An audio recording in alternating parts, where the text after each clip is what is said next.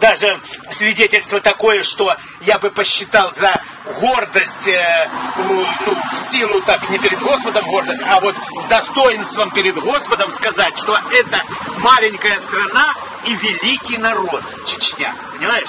Это маленькая страна и очень великий народ, понимаешь? Это я вдохновляюсь, когда говорю о чеченском народе, я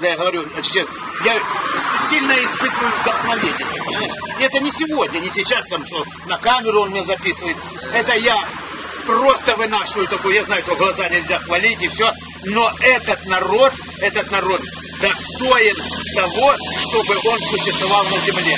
Если не будет этого народа, не стоит жить вообще. Я тебе честно говорю.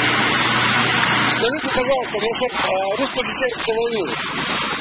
Русско-чеченской войны — это великое преступление русского народа.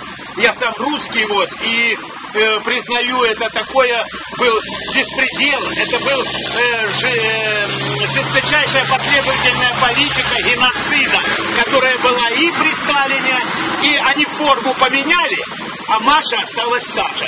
Форма изменилась, а сущность осталась та же. Как ГПУ, КГБ, ФСБ заправляла, так оно и заправляет. И поэтому, конечно, это было преступление, чечено-русская война. Это продолжение того, что было в 40-х годах. Против Чечни, да. А вот насчет самой войны, о самой войне, что вы можете сказать? О самой войне я, допустим, там не присутствовал, но вот Политковскую убили за эту войну, журналистку. И как сейчас в Донецке все переворачивают, наоборот, на Украине идет война, также там же узнать, не присутствуя там, невозможно. Вы хотите сказать, чеченцы — это воинственный народ?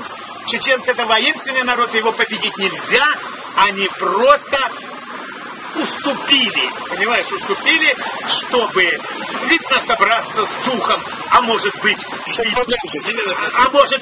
просто всех, кому было 30, умерли, ты понимаешь? А те остались, кому только лишь 3-4 до 5. И вот они подрастают. И слава Аллаху, Аллаху Акбар, альхамдулилляхи, что они уже выросли. Я думаю, мы скоро о них услышим.